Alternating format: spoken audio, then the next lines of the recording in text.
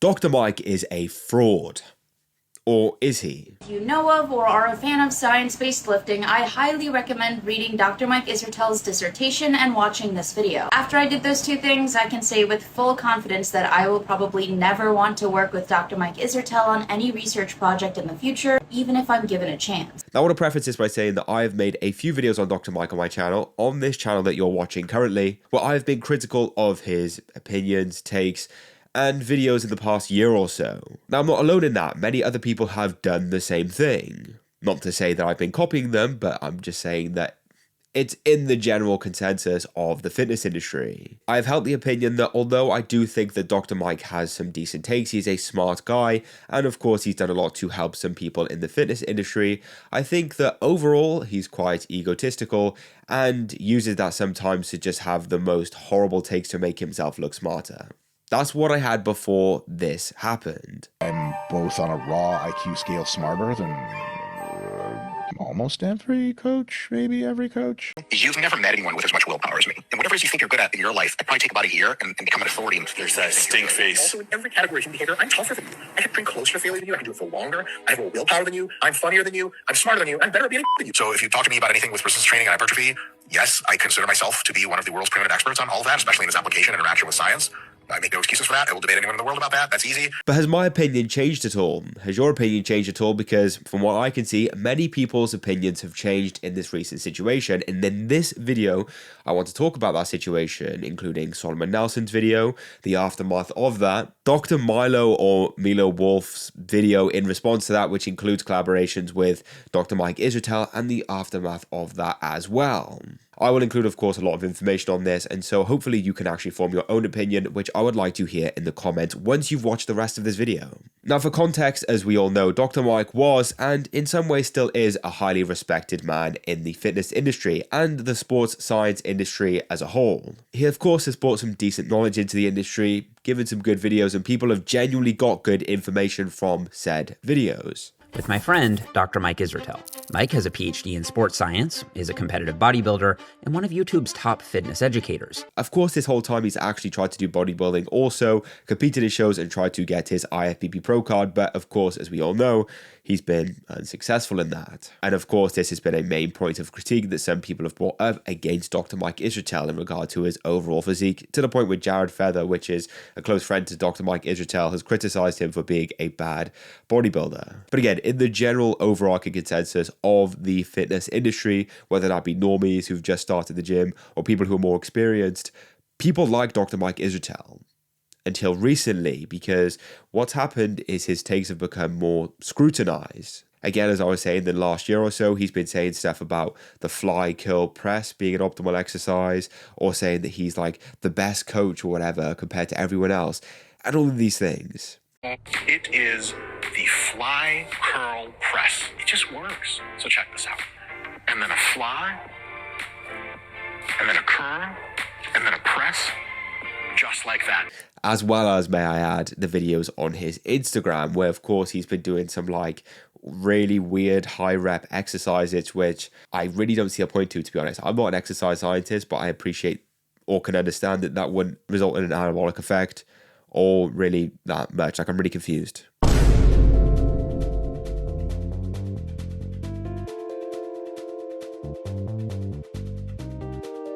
Now, the thing is, right, apart from his bad takes, his ego, in a way, has been justified by the fact that he is a doctor. His name is Dr. Mike Israetel. And if you put doctor before your name, in regard to, like, if I had Mr. Cal, that'd be different from Dr. Cal. Do you know what I mean? It really does mean a lot when you have that title before your name, and if you have a PhD and a PhD dissertation. However, that has also come under scrutiny as of late, as we all know. Now, it's no secret at this point that Solomon Nelson made a video on Dr. Mike. In fact, he's made a plethora of videos on Dr. Mike, and it's good to keep that in mind. More specifically though, this video he focused on Dr. Mike's dissertation and what basically granted him a PhD. Now the videos that he's made on Dr. Mike previously have made some ripples here and there, especially with his collaborations with none other than Lyle McDonald. Many people probably wouldn't know who Lyle McDonald is unless it was for the Solomon Nelson videos. They've done reactions to Dr. Mike's cosmetic surgeries. Lyle McDonald did an exposure thing sort of last year, I believe it was. And of course, all of these have gotten decent to really good, actually, views. Man that said sleep is better than steroids, so Of all of the drugs you can take for muscle building, sleep is the best drug, so to speak. An hour of extra sleep that brings you from sleeping 2 hours less than you need to 1 less than you need is unreal powerful and comparable to tons of anabolic drugs. how anyone can take this guy seriously is beyond me. But none have made such an impact as his most recent one. Now, as stated previously, Solomon Nelson basically got a hold of Dr. Mike's dissertation, what awarded Dr. Mike his PhD, which he holds so clearly to himself. It was previously internal or held by Dr. Mike, but I'm not entirely sure how he actually got the dissertation. Maybe it just became public or something like that. But he basically goes over it with a fine-tooth comb and finds, to him now, every single error and put it in a roughly over 1 hour long video.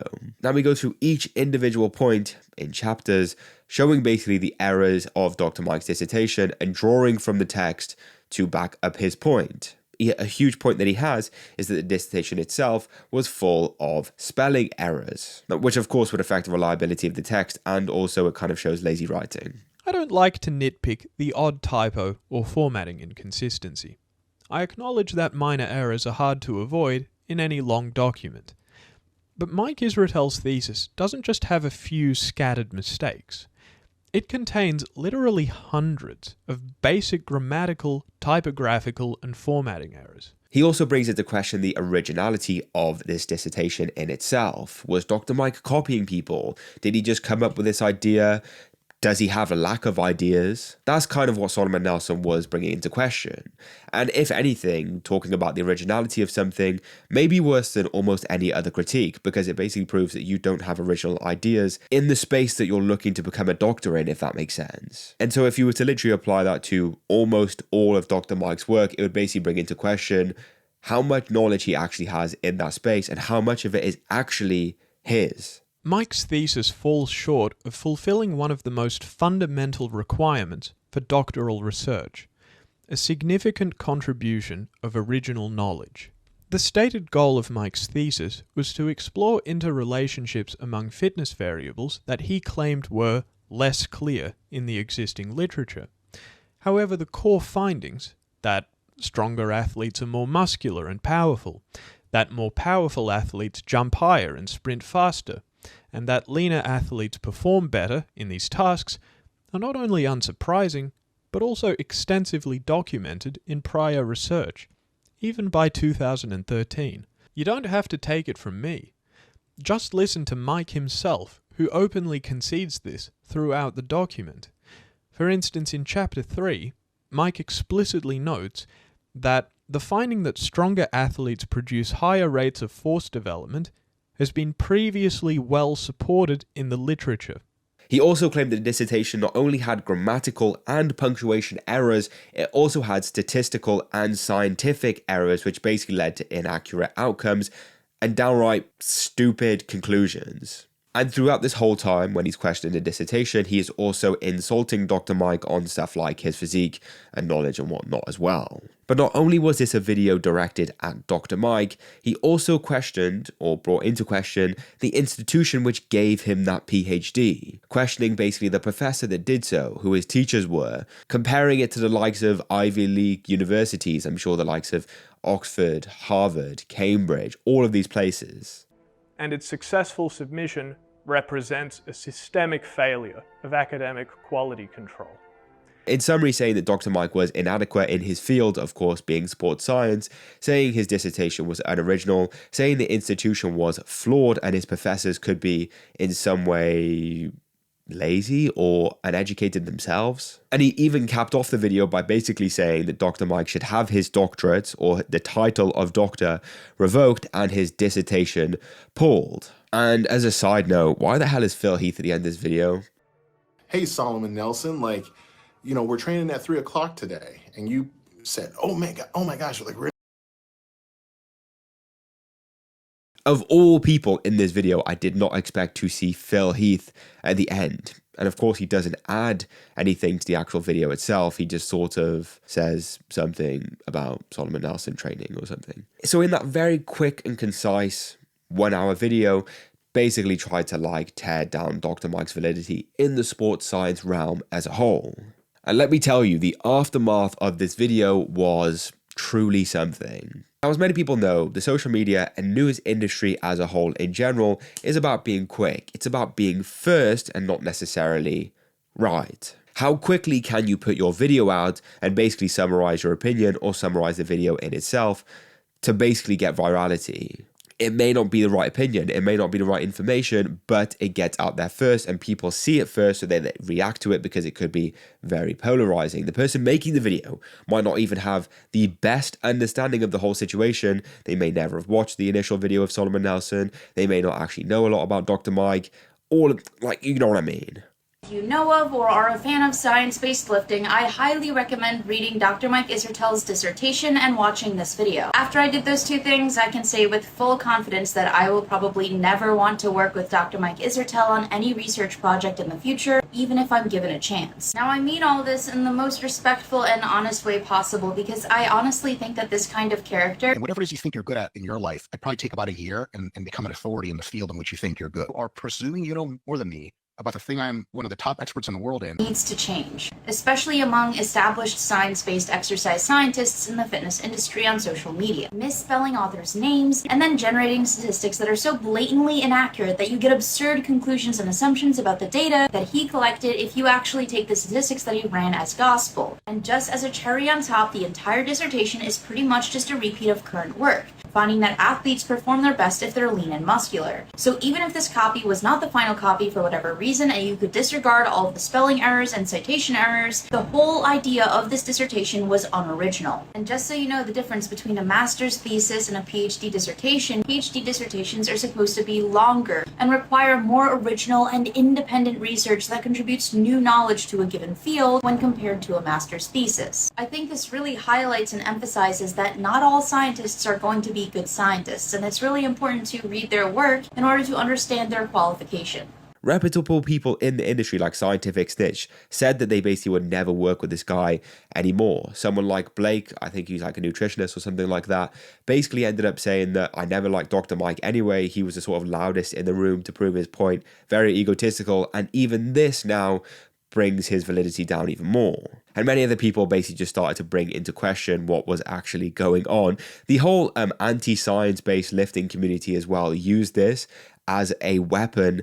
Friggin', imagine like Arnold with a bazooka. A weapon against science-based lifting, basically saying that science-based lifting in itself is stupid, and this is just another prime example of that. Every 6 or 8 videos, I get the urge to talk about why exercise science is a shit show, and it becomes a dead horse, and I got to move on and actually make something that's productive that you guys can put to use. Now, if I'm honest, I didn't quite fall into the trap, but of course, I did make videos on this situation as Instagram Reels, TikToks, if you know what I mean. But to be fair, in hindsight, I am thankful that I didn't really state my opinion on the whole situation. I kind of summarized it to that point and then asked what people's opinions on the whole situation were and what Dr. Mike can really do from here. Not to like blow my own horn or anything. I genuinely am just quite thankful that I didn't state my opinion on the whole situation and said something rash like, I will never work with this guy again. I hate this guy. This guy's so ego, whatever like this, right? You know what I'm saying? Now, this whole situation would change though. Of course, Dr. Mike was hinting at making a response video, which people of course anticipated he would rebuke every single argument that Solomon Nelson made. But did he? Well, the video is out. And if I'm honest, before I actually watched it or looked at the whole situation, I did kind of think maybe he's just going to make some excuses up. Maybe he's just going to like do some crap, because the video was from a guy called Dr. Milo Wolf, which, or I should say who, is a friend of Dr. Mike Israetel himself. I thought, are they really going to bring up some valid points? Are they really going to have some good information? And before I show you the video, in my opinion, they do have some good points, and it does rebuke Solomon Nelson's whole video pretty well. Editor Cal from the future here. Now, what can I say? There's a whole update on the situation which, to be fair, unravels what I'm about to tell you. But it's still important to know because it's context for the whole situation about what's about to happen next. So when you see me again, I'll tell you the update. Now, similar to Nelson's video, Wolf turns his video into chapters and goes through every single point that Solomon Nelson makes in his video, basically, with the aim, of course, to rebuke it, disarm it, and dispute the point in some way. Initially, he basically states that dissertations are not supposed to be perfect. You see, throughout Solomon Nelson's video, he basically tries to say that a PhD should be a magnum opus, if you will, like a crowning jewel of work, the best work someone will ever produce, akin to someone like Stephen Hawking, for instance. He is known for having an amazing PhD back in the 1960s when he went to Cambridge. Now, of course, you do get that. Some people like Stephen Hawking do come out with groundbreaking dissertations that, of course, solidify them as a legend in their respected field. But, of course, not every dissertation is going to be a masterpiece. It's not going to be an amazing piece of work. Think about how many dissertations come out every single year, which grant people PhDs. Do you think every single one of them is groundbreaking? Well, Dr. Mike and Dr. Milo seem to not think so. The bar isn't flawless. The bar is competent. Think of it like a driver's license. Passing your test doesn't suddenly mean you're Max Verstappen. It means you're reasonably safe and competent to drive. The skill comes later with experience. The same is true for dissertations. They almost always contain typos. They often repeat sections word for word.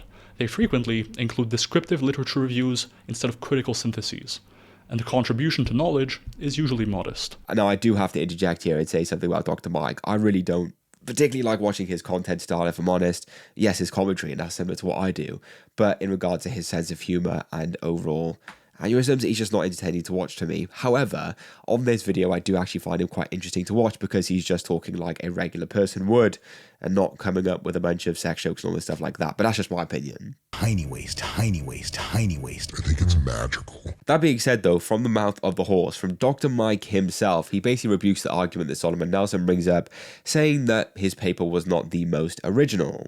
Was it like my grand original big idea? No. Was my grand original big idea going to be that grand and that big? No. And this proves Solomon Nelson's point, right? It was an unoriginal paper that was uninspired, lazy, and sloppy, right? Well, not quite. Now, what's mentioned throughout the response video is that dissertations don't have to be these groundbreaking studies. They don't have to present, groundbreaking new information every time that they're released. Basically saying that every dissertation, every study is basically a step forward for the betterment of science and the betterment of its respected field, saying that although it may be a small incremental update in its information, it adds to the overall bank of knowledge which people could feed from then and in turn add to it, if that makes sense. And to top it all off, Dr. Mike himself said that his professor basically told him that he doesn't have to be the most original. It is actually the advice of Doc Stone and very many other folks in who are professional researchers, who are principal investigators and dissertation committee chairs. They say, don't try to conquer the world with your PhD. Now, this must prove Solomon Nelson's point in saying that the institute itself is not very reputable, right? Now, that again is rebuked by not only Dr. Mike, Dr. Wolf, but also Dr. Pack, who also made his own video. Well, they all basically say that Professor Stone is a very reputable man in the sports science industry as a whole. He's had decades of research, trained Olympic athletes, Division I athletes, and of course, has had a lot of time and experience in teaching, basically. Mike went to ETSU for one reason: Mike Stone. Stone was a giant in strength and conditioning research, with decades of experience bringing science to elite athletes. And ETSU wasn't just some random regional school. It hosted an Olympic training center where world-class athletes trained under systematic monitoring.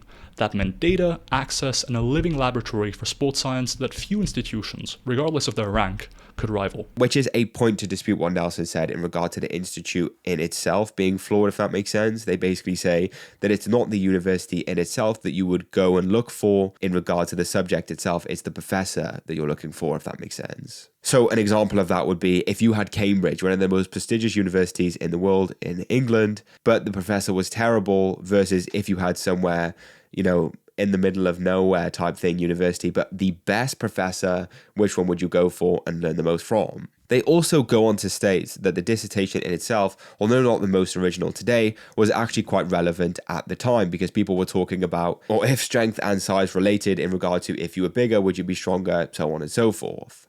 Ultimately though, the biggest news of Dr. Pak's video, as well as Dr. Mike and Dr. Milo's video, was the fact that the dissertation that Solomon Nelson had was in fact an early draft. Now it's funny because Solomon Nelson was saying that the type of dissertation that he had looked like an early draft and should be treated as such. But it's funny because in itself, it was an early draft. He didn't have the finalized version, which is online at the moment. But here's the kicker. The version Solomon reviewed wasn't even the final dissertation. It was an earlier draft, the kind of draft examiners send back with corrections, which means half of his biggest gotchas don't even appear in the version Mike actually graduated with. So although yes, the dissertation that he had was extremely flawed, had loads of grammatical errors, scientific errors and inaccuracies, it wasn't the final version which gave him that PhD. And so it brings into question then, what was the motive behind Solomon Nelson's video? He could have potentially not known that it was a draft, and then he would have just gone and ran with it, basically saying that this is what gave Dr. Mike his PhD, and of course he then thought he was doing the right thing in bringing it into question. However, if he did know that it was a draft, then that of course makes it look a bit odd in regard to him making that video. Now, as stated earlier, Solomon Nelson has made a plethora of videos on Dr. Mike, and these videos in themselves are his most viewed videos on his channel. Now, what YouTubers do is if they have a golden goose, something that they know will bring them views, they will make more and more videos about that. Hence why Solomon has made so many videos about Dr. Mike in itself.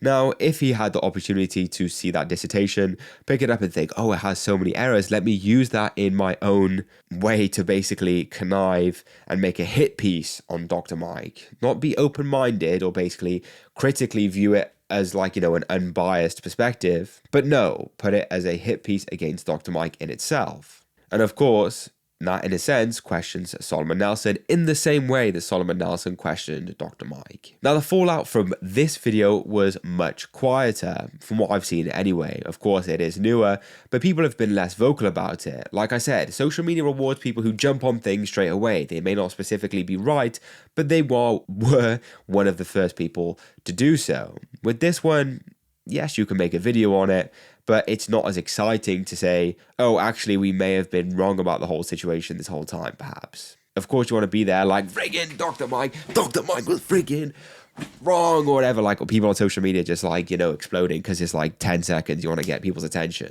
All right, so Dr. Mike just responded to the drama surrounding his PhD. So their whole main argument is that the paper wasn't the final draft, and that somehow the rough draft got published online and the actual paper corrects a lot of these errors. And listen, I'm no PhD student, okay? If you put me in front of a paper and tell me to write a dissertation, I'm closing the laptop. But what I will say is this kind of goes in line with what I said. We can't trust everything someone says just because they have a doctor in front of their name. And ultimately, I do think Mike's got some really weird takes that I don't agree with, but I do think that in general, he's a pretty smart guy. Of course, some people admitted to be wrong, or they had some humility, accepted the opinion of Dr. Milo and Dr. Mike, but of course then stated their opinion on top of that to say, look, these are some interesting points which I can accept as valid, but at the same time, I am still kind of questionable of Dr. Mike, for instance. Others will say that it's yet another cover-up in the whole situation anyway to basically make Dr. Mike look better and prove their point as, Back again with the update, because I told you that there was an update, right? I told you there was an update. So here is the update. Dr. Mike ended up posting a picture on his Instagram, basically saying that upon further investigation, the dissertation that Solomon Nelson used was indeed the correct dissertation. So everything that Dr. Milo Wolf and Dr. Mike just said was a pile of crap, and Solomon Nelson's video still stands, and everyone is now fuming, including the likes of Scientific Snitch. Yeah. I said it before and I'll say it again. This makes us all look bad. And to be clear, this is not just some over 10-year-old document. This document is the document that gave Dr. Mike Israetel the authority to call himself doctor at the beginning of his videos. Dr. Mike here. And the authority to command that authority whenever people doubted what he was saying. You are presuming you know more than me about the thing I'm one of the top experts in the world in, and also the thing I'm literally involved in myself. So whatever ideas you have about how I can improve, just right off. Now, this dissertation looks bad on everyone in academia because it makes all of us who worked our tails off to get to where we are look like we either did not work hard or didn't have to work hard if we just chose the most lenient advisor. Through observation and in closing, I think this whole situation is kind of two groups, if that makes sense. They're both science-based, they're both trying to do their own studies and in their own ways be popular, if that makes sense, but they tend to attack each other or in some ways critique each other. One seems to be more aggressive than the other, and the other seems to be more, I don't want to say pretentious, but we'll use that word. You have on one side Dr. Mike, Dr. Milo, Dr. Pack, perhaps Jeff Nippard, and he's somewhere in there as well, right? And on the other side, you have Lyle McDonald, you have Solomon Nelson, you have Greg Doucette, and people who are more critical of that other side. So, of course, they have back and forths over the years and all this stuff like that, especially in the last year. It does make for some entertaining content, but ultimately, it does make for some stupid spats overall, in my opinion. But what is my opinion? Because as I asked at the beginning of the video, has it changed at all? Yes, my opinion has changed. I'm not going to do a whip hand transition and try and make something stylish to prove my point. I think Dr. Mike has literally lied to a bunch of people, manipulated his audience in some way, and as others claim, he does owe some people an apology. Plus, he's given terrible advice over the last year or so. People question me when I made videos in the past. Mate, it's terrible advice, and he has no leg to stand on at this point. I honestly don't know how he's going to recover from the situation. But ultimately, that's for him to decide, isn't it? But either way, of course, that was a lot of information there. And like I said, I'm hoping that you formed your own opinion on that, which you can state in the comments themselves, because this is a very confusing situation. And what I find is that I never really agree with everyone. I'm here to make a quick retraction about the Dr. Mike Israetel dissertation video. Mike messaged me earlier today to let me know that after looking through the versions more extensively himself, he realized that the version Solomon critiqued was in fact the final draft, not the one he had previously sent me.